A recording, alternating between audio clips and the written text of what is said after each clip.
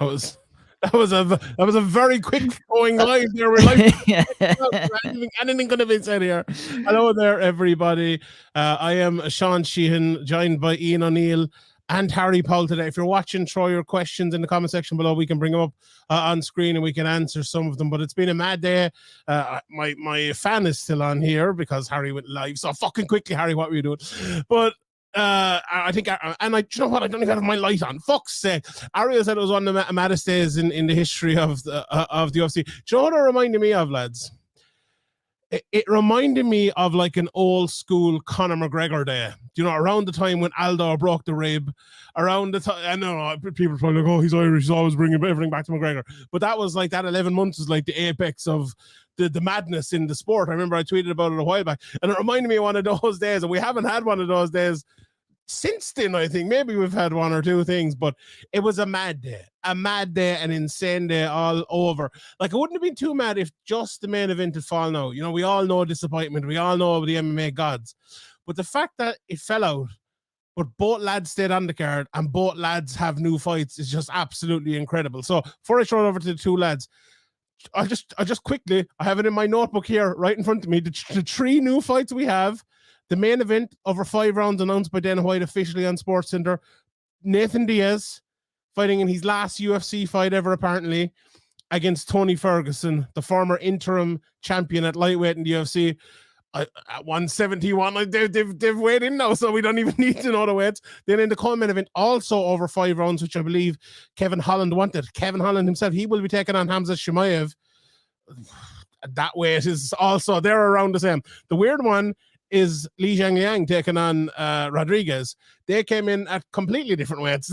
Poor Li, he's getting a raw roll of the dice here, Li Jiangliang. So he has done nothing wrong. Didn't get to wear his suit yesterday at the press conference. Didn't get to show it off. Then he gets probably the rawest roll of the dice today. But I'll leave it to you, Sean, because this is the question everyone was asking today, and I don't know how Joffrey doesn't know. But there's a lot after happening since the weigh-ins this morning. I think Joffrey might have been poisoned again, maybe. to miss all of that. So, maybe that was the first point we should have said. Chimaev missed weight by, 7.5 pounds today? Absolutely crazy. Harry, you're someone, I'll throw it over to you here first. You know, we've spoken many times about weight cutting, and about how we hate it. And I think we're probably all in agreement here, talking, but in the chat as well, about how much we hate weight cutting. But this was a little bit different, it feels like, because of the gravity of the fight, and because also of the fact it's such like a one-sided fight in terms of Chimaev was supposed to destroy Nathan Diaz. Then he comes in so much over. We're wondering whether the fight's happening or not. What was your initial reaction, I suppose, when you heard the news, as someone who's fervently anti-weight cutting? So I'll state this one more time for the people at the back. Fuck weight cutting, right? But you're absolutely right. I think, to me, this is a strange one. The only day that I can think of that's similar to this is when Jones and DC had to get pulled, right? Because of it was either the drug ban or whatever it was. I don't understand, is the honest answer. I don't know why this has happened for Hamza. You know, we'll find out in the later days. But for a man that's never missed before, right, and for a man that's been able to successfully hop weight classes successfully before, this seems strange and odd, specifically that he's come in so heavy as well. That tells me one of two things. That either tells me that there is a big problem, a big injury that's forced him to not be able to cut the weight, or that he's gotten to a point during the weight cut and for whatever reason, health, whatever related reason, he's decided to pull the weight cut. Now, I will make this point. It is unprofessional.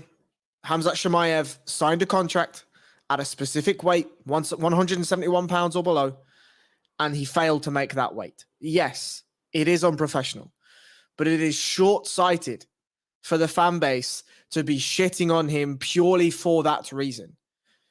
The gravity of which a single weight cut, let alone 2 massive weight cuts in 4 months, Gilbert Burns and now this fight takes on a fighter is astronomical. The recovery from a weight cut, from a metabolic perspective, from a caloric perspective, is a vast undertaking. So yes, it's unprofessional, but weight cutting's fucked. Yeah, I suppose that is a debate maybe for another day, a bigger one on the weight cutting. But as I think he should, if you sign up, you have to soldier on. Yeah. And he was talking shit all week and starting fights all week, and now he's left with egg on his face today. It was the biggest moment of his career so far, and unfortunately for him, he was pushed up into this position by the UFC as a young fighter, as someone who's relatively early in his career. But you know what? You've got to be professional. You've got to talk the talk, and you've got to walk the walk. And yes, weight cutting this and weight cutting that, but he's going to leave this event as a massive, massive loser, and he's blew his opportunity 100%. here. 100%. We spoke about it the other day, and I kind of predicted that after the fight, after he had destroyed Nathan Diaz, he would look like a bully, and it wouldn't go the way the UFC wanted it to go for them. I think what you said, Darian, is exactly correct, that he looks bad before the fight even happened. Because of all of this, he was already in a position where everyone was expecting him to destroy his opponent, and it was one that was laid up for him. It was, it was almost sending your big brother in to bully the little guy in school kind of thing. It was that bad, and now he comes in so much overweight. It just looks really bad. I think we're all agreed. Yes, fuck weight cutting. Weight cutting is terrible. We would love to find another way, but as Ian said, if you sign up for it, you have to make the way. And in such a big fight for him, but in such an important fight as well. It's not going too far to say an important fight in the history of the UFC, because this really could change a lot of things, because it'll be the last fight of one of the biggest draws in UFC history, and it's also like maybe the fight that gets Khamzat Chimaev to a title fight. So those are two big things in the history of the UFC. So he has, ruined that himself. As someone put in the comment section there, Dana White said it. They heard he was struggling with the weight cut. They sent the doctor there. The doctor told him he couldn't cut any longer, which is good. Credit to the UFC for doing that. They're more concerned with the health of Chimaev than they are with the event itself, which I have to give him massive credit for. Dana White said 10 years ago it might have been different, and he's 100% correct. So absolutely credit to them for doing that, and I hope every other organization will do the same again. But what it left us with was just, I suppose, absolute madness. It's weird, right? Because as MMA fans, we're conditioned for chaos, right? My guy Littlefinger over in fucking Game of Thrones, chaos is a ladder. We are used to fucking living in the fucking chaos and climbing up out of it for even more success. And I think it was Shaheen Al-Shadi said, never has it happened before, where like a weight cut or something bad has happened and the main event is gone and we've an even better 3 fight at the top.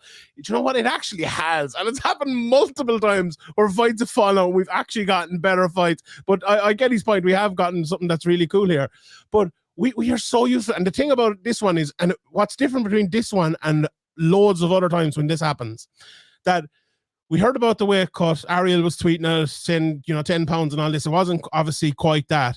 And then he comes in, he misses the weight. And the first thing that happens is everyone starts tweeting out, I want Tony Ferguson in the main event. I want this fight. I want that fight. I want the other fight.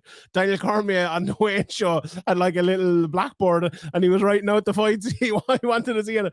But the weird thing is, that's happened. And like all those fights that we're like, writing in our fucking on our whiteboard in our desk or on our blackboard, they actually come true. They have actually happened. And the fights that we wanted to see are now being made, and it's madness. We watch like Deadline Day every week or every year or twice a year, and we're like, oh, this is the player I want to sign, that's the player I want to sign, and it never happens.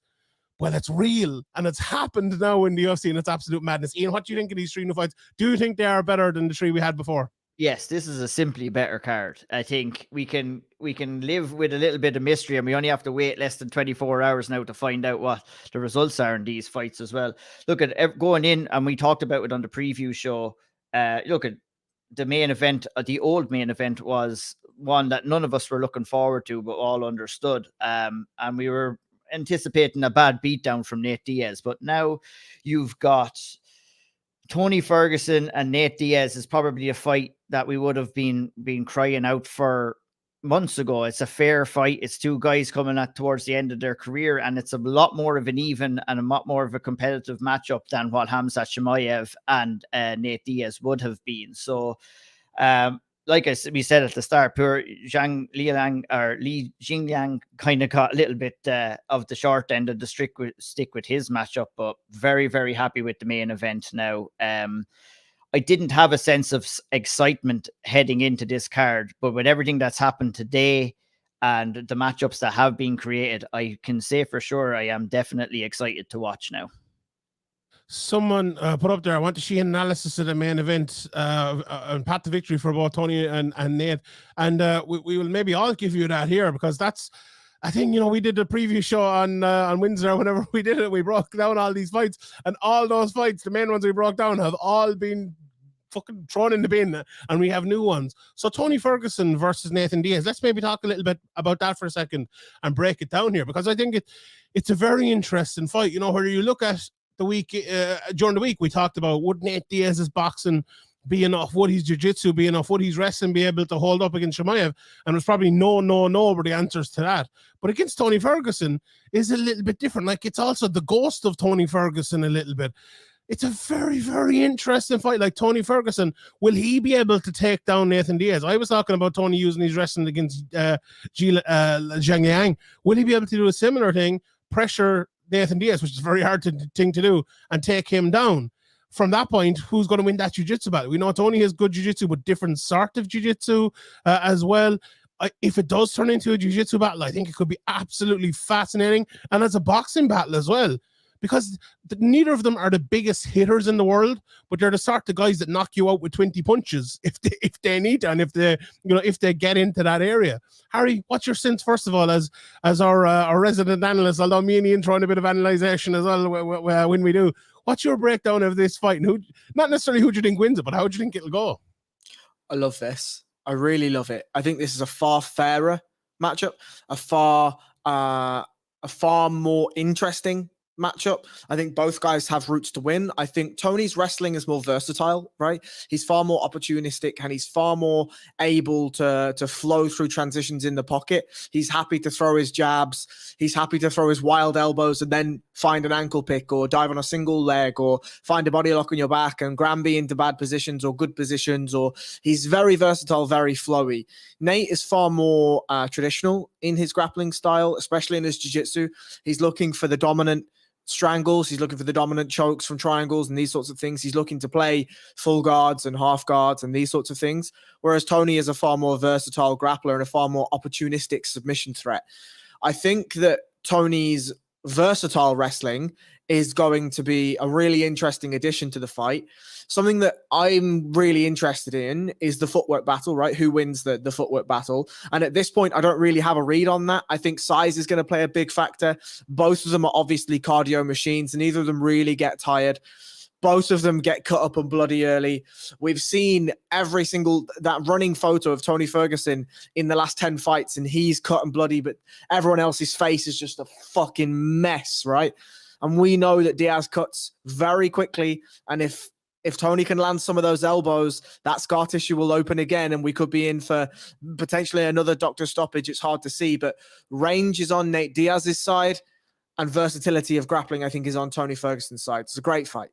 Interesting one. Ian, what's your breakdown of the fight? Like, how do you see the fight going? Harry kind of broke down how he think they might fare against each other. Who do you think will kind of maybe get the edge in certain areas in terms of how the fight will actually go from second one, I suppose, even?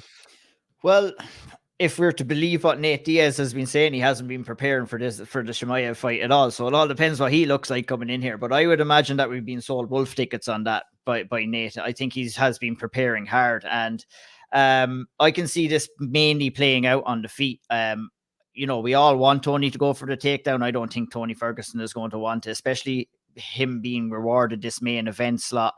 I think I couldn't really explain it too much better than what Harry did, really. I just really seen it being a range battle. I see Diaz using his jab and kind of trying to fight the way he normally does at the end of that jab, firing off 1-2s. It'd be interesting to see who is more stronger in the clinch. I would imagine Diaz is going to be able to hold his own in the clinch. I can't see Tony Ferguson pinning him up against the cage. He's a big 117 right now anyway, at least. So and Tony is more of a kind of a smaller welterweight that's moved up from lightweight recently. So that I can see maybe the strength advantage, the height and reach advantage going to Diaz. And I feel that he will probably be able to pick him off relatively easy on the feet as well. Yeah, there's a question in here from Beardcog. Sean, would Diaz's preparation for a guy like Chimaev hinder him for this fight? Do you know what? My answer to that question would be no, I don't think. Because, and I'll say that for Ferguson too, I think they're both guys that prepare for their own fight rather than their opponent almost universally. You know, there's some players and there's some teams in sports that do that, or some fighters that do it that way. And I maybe the lads disagree with me, and absolutely tell me if you do, but I think they are, you know, they always fight a very kind of similar way, no matter who they're fighting, and you know, if it goes well or not well for them. So I just think both of them will come in and try to fight their fight, honestly. And I think that leads, just like thinking about, we haven't had too much to sit back and think about it or to analyze it. I honestly think, having listened to what Harry and Ian both said, I think it's going to be a barn burner, really. I really do. I think it's going to be a great fight. Both of these guys are going to come forward. If it hits the ground, it'll either, you know, someone will scramble and get back up, or it's going to be a mad jiu-jitsu battle, because both guys are like really, really good on the ground. We've seen both guys triangle people in the UFC, which I wonder how often that happens these days in the UFC. Very, very rarely, I would say. So yeah, it's a fantastic fight. I'm really, really looking forward to it. I was looking forward to the Chimaev Diaz fight in kind of a snuff film kind of way, but I think this one is actually just a good fight. Let's talk about the co-main event. Do you know what? This one is a weird one. Chimaev and Holland. Any reason, Ian? I'll try you first. Holland, by all accounts, wanted this fight to be 5 rounds. He was saying he didn't, and he put it up himself, I think, he wouldn't take this fight unless it was 5 rounds. To me, that's a bit odd. Like, I don't think it's going to matter one way or another. Let's be real. I don't think it is. Is the main event 5 rounds as well? Oh, 5 rounds. Both co-main and main event 5 rounds. That's class. Yeah. I think that Chimaev is just going to destroy Kevin Holland, even if he is going in there with one leg, or even if he is going in there with one arm. Holland in the past has absolutely had nightmare with wrestle heavy guys, and he's going to have a nightmare in there because Chimaev is just going to rush him down, close the distance. I'd imagine we'll see a body lock takedown within 1 minute of the first round, and he's going to absolutely rain punches down on Kevin Holland and go into maybe round 2 of what they tried to start backstage. But yeah, I don't see this fight going well. I guess I said it about Li Jiangliang been getting the raw roll of the dice, but Kevin Holland hasn't really been graced with a too easy of a fight here now in the aftermath of what has happened either. I just think that this is a horrible stylistic matchup for Kevin Holland, and it's probably the best out of a bad situation that for Khamzat Chimaev, where he'll go in and he'll absolutely dominate his opponent and get a win, and hopefully the UFC will make us want to forget about what happened before the fight. Yeah, John Gill asked there, is the co-main in a Greek catchweight or a middleweight fight? Sure, it doesn't matter. They've already made weight. So it doesn't matter what the weight is. They're not going to be making weight again. So like that's semantics, I suppose, at this stage. I would agree with you there, Ian. I think it's going to be destruction. Like, we've seen Holland have massive problems with wrestling over the last while. Okay, he was better maybe in his last, was it 2 fights or 1 fight anyway, but like, there's been better, and then there's fighting fucking Khamzat Chimaev, probably the best wrestler in the company at the moment. It's going to be a really, really tough one for him. Any additional breakdown of that fight, Harry, from you, or do you just think it's going to be an easy one for Chimaev? I think Kevin Holland's a fucking psychopath. That's my breakdown. Like, correct, yeah. Not only 100%.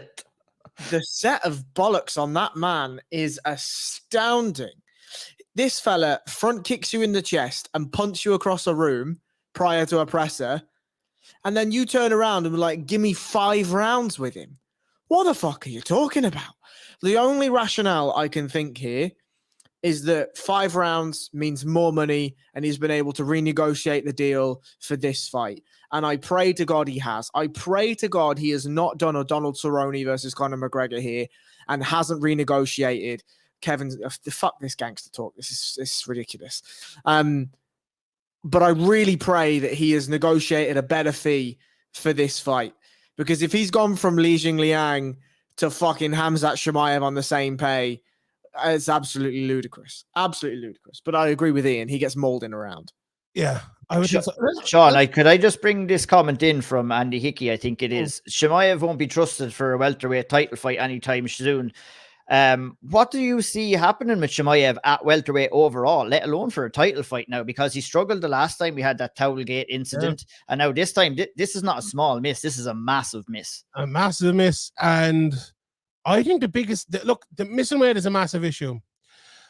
As Tio says in the comments, Sean is delighted there with an extra 5 rounders staying up late at night. Not so much, yeah. Look, I think it's a massive hit. Like, I saw New York Rick tweeting about it and go, this is going to make Chimaev bigger now. I couldn't disagree more.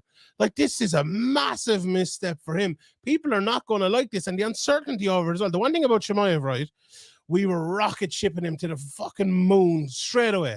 You know, he wins one fight, and we're like, give me him versus Usman. I was saying it. I was fucking lead. I was filling up the rocket with fuel like that, 100%. Now we don't know whether he's even going to be at welterweight for his next fight. Now I'd like to see him fight Adesanya as well. There's 2 kickboxers there fighting for an MMA title at middleweight, and I'm sure Khamzat is absolutely licking his lips at the 2 of them boys. And he just walk in and take that title. Kickboxing? What is that? What's kickboxing? I don't know about footboxing. But this is a massive blow for him, because like, what? It's almost a lose-lose situation here. You're beating like the worst wrestling defensive fighter in almost all of the UFC at the moment. No, probably not. But is he fighting Nate Diaz again? But the guy that made himself look like that, like you're just going to take him down and destroy him. What are you going to say after? Like, even if he gives a good speech, like, there's no such thing as a good speech after that, because he's made himself look so bad by missing the weight by such a wide margin and missing out in a big fight. I like, maybe I'm wrong, and I actually kind of hope I'm wrong, but I don't see any way around this for Chimaev. I don't see how he's gonna, put a spin zone on this to make it good. Like, what he's gonna have to do is go. Do you know? I have it right. I have it perfect. I just thought of it up there right now. Chimaev wins this fight, and you know who his next fight is going to be? Robert motherfucking Whittaker. That's the fight to make at middleweight. Number 1 contender, and boom, destroys either Adesanya or that other foot boxer from Brazil.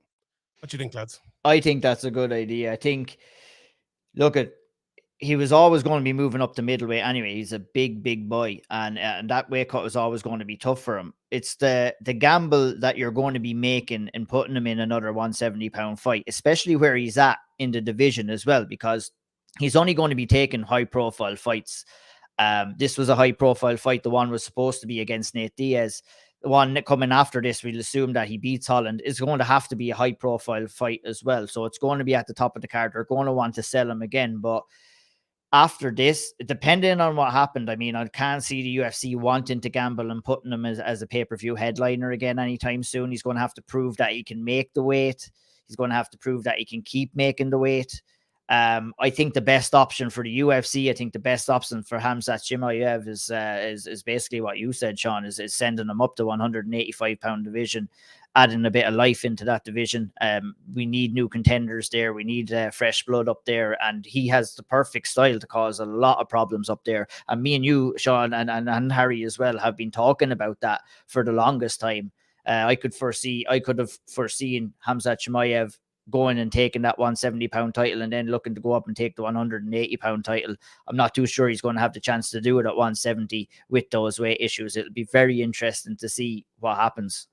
There is absolutely no way that they give Khamzat Chimaev Robert Whittaker. They give him Paulo Costa, and that's the fight. There is no fucking way they allow that. Because, look, so the UFC has put a lot of promotional dollars into Khamzat Chimaev. He's earned them a lot of promotional dollars as well. This is a misstep. Yes, it is. Dana White will likely drag him over the coals a little bit for the weight miss. The tweet was really bad, right? The tweet didn't look good. He's now deleted it, right? But the internet doesn't really forget. Many MMA fans will forget. Or him even like fucking smiling and laughing and joking and giving the finger to the meat. Like, what are we doing here? Like, you're the one who's completely in the wrong here. There's ways to handle situations, and I think that he just handled it all terribly, Brad. I bet he's blaming the doctor for forcing him to stop cutting weight. I bet you that's it. Right. But the UFC, when he goes out and beats Kevin Holland, likely goes out and beats Kevin Holland, there's probably a highlight reel in there. If he gets on the mic and he apologizes and he does the thing and he says, look, I just fucked it up this time. These things happen. I'm going to go to middleweight. I'm not going to fuck around, whatever. And, you know, he just calls out the Jew said Paulo Costa or whatever he wants to call him, right? Allegedly, right? That's what he calls him. It's not my word. Ian's so shocked he turns his camera off. Like, Jesus, I say you don't want to be associated with this, this accusations. The UFC makes that fight because Robert Whittaker is a very, very, very potential banana peel. And if Robert Whittaker wins and Adesanya wins, do they do number 3? Yeah, well, I think the way Robert Whittaker is trying to play that situation is quite smart now, and kind of playing Israel Adesanya's boring fights that he has and saying that he finishes fights. I mean, if Chimaev goes up there and takes on Robert Whittaker, and if Robert Whittaker gets over him, like, I don't know. It's so hard. It's so hard not to give him that third. And if he goes out and finishes Khamzat Chimaev, well, then forget about it. I mean, I'd watch that third fight then because, you know, the first fight was the knockout. The second fight was closer. Will he get even closer in the third fight? Because even though Israel Adesanya won not relatively easy, but comfortable on the cards, it was still a relatively close fight between Whittaker and Izzy. And timing is essential, hype is essential, and the storyline is essential. But they all need to kind of it all needs to fit into that perfect storm for everything to kind of to work out, and that very rarely happens in mixed martial arts. Indeed. Speaking of time, and the ceremonial weigh-ins are on in 8 minutes, so we will wrap this up in a second. Harry, what do you think of this Li Jingliang versus Rodriguez fight? It's, you know, I haven't talked much about it in the last 7 minutes since it's been announced, or 27 minutes now since this live stream started. Well, it should be a good fight, you know, one we weren't expecting, I suppose, but not bad. Poor Li Jingliang. Poor fella. Got fucking... This is the... I can't remember what the term is in wrestling. Is it the Montreal screw job? Is that what it is? That's it, yeah. Bret Hart and Shawn Michaels. Just horrendous. Your man couldn't wear his fresh suit out to the presser. He couldn't wear it to the weigh-ins. And then he's now fighting a fella higher weight class above him. Like, I think from an actual stylistic perspective, Li Jingliang hits harder. I think D-Rod doesn't have big one knockout power. Li Jingliang certainly has it. I think the grappling is probably in favor of D-Rod just because of the physicality and the size. I'd be interested to see what it is, but Li Jingliang has certainly faced a far higher caliber of fighter, and if he can use that experience, he should get the dub. But this is a massive opportunity for Daniel Rodriguez. We can't get away from that, right? This is the highest profile name he has in a squirrely situation. It's probably not the fight that he wanted because it's not the fight that he signed in the first place. This is a fight he's been landed with. If he goes out, gets a great performance in, he's calling for big names. You know? Harry, how do you think that the in-cage weight advantage for Rodriguez might play a factor in this fight? Because obviously Li Jingliang weighed in at 170. Rodriguez was at the 180 catch weight originally and weighed in, I think, 179.5 or something like that. I can't remember off the top of my head, but already at the weigh-in, we have a discrepancy of 9.5 pounds. And then obviously we're going to see Rodriguez rehydrate and Li Jingliang rehydrate as well. But we could be talking about a Rodriguez there that could be close to 200 pounds when he gets into the octagon on Saturday night. And I think that might play a bit of a factor in the fight as well. Exactly. And this is what I mean by the physicality of the grappling. I think D-Rod's size, and this is what you do, right? You just lean on Li Jingliang for a round or a round and a half, wear him out a little bit, take a bit of pop out the punches, and then start fighting, right? Like, if you can grapple and grapple heavy and keep the lactic acid out of your forearms and just wear on Li Jingliang and use that extra maybe 15 pounds, right? You're gonna use it, aren't you? Do you know what I mean? So that's the smart game plan. The smart game plan is to grapple often, early, and heavy, and then see where Li Jingliang is in a round and a half. We'll end it on this. Brad Allen says, who we betting on, lads? So let's give our picks for the 3 new fights. Li versus Rodriguez first. I'm going to go for Rodriguez. I think he's very good with all you just discussed there and all. I think there's a lot obviously going against him. Look, there's a lot going against all of them in these 3 fights, for being honest, but the weight and everything like that. I've been a fan of Rodriguez. I like his ability. Maybe he's been shown up a little bit for the things he can't do very well, but I still like him as well. He's a good fight. I think it will be a good fight, But I'll go for Rodriguez in that one. Arguably, that's the most. That's arguably this is like this that fight. Rodriguez and Lee is the most probably competitive fight, maybe out of the three. Maybe Diaz and Ferguson might be a little is competitive as well, but I think the size advantage for Rodriguez here is going to play a big factor. I think you might see Lee doing well in the early stages of the fight, but it's hard to keep a big man off you. And I'm completely confused. So it's Rodriguez that has the weight. Rodriguez is 178 and Lee was 170. Yeah. So the two guys in the main event were like 171-ish. Yes. And then Hamzat was like 178, as was Holland. So, because Holland was supposed to be at that 180 as well. So Lee is the only one with a weight disadvantage. So, and I think that unfortunately for him, it might be to his disadvantage in that fight as well. Harry, what do you think of that one? Who do you think will win it? I'm taking D-Rod in that one too. I think physicality is a real thing and weight classes are there for a reason. Chimaev Holland, I suppose. I'll give my pick on this one first. I think Chimaev will probably get him out of there in a round, to be honest. And if he doesn't, he's probably only playing with him because, like, look, Holland can be dangerous. You know, it was Jacare he knocked out from the bottom, wasn't it? So it's, you know, he can go in there against the scariest of the scary in terms of grappling and win, but it's a very different sort of grappler, a very different sort of stage of his career, I suppose. But I do think Chimaev will just take him down and smash him.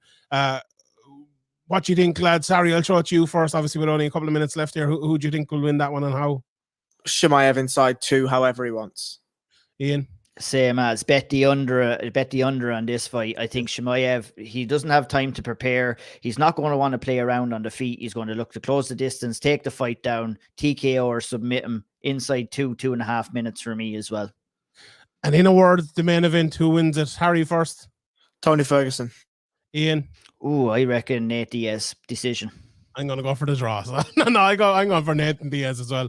I think, I think he'll win. I think it'll be a fun fight. I think Diaz might get him out of there, to be honest. I'll go for that one. So, all right, everyone. Thank you very much for joining. I really, really appreciate all of you. We get off here before the ceremonial weigh-in start. That could be mad as well. We could be doing another fucking live stream after that if something mad happens.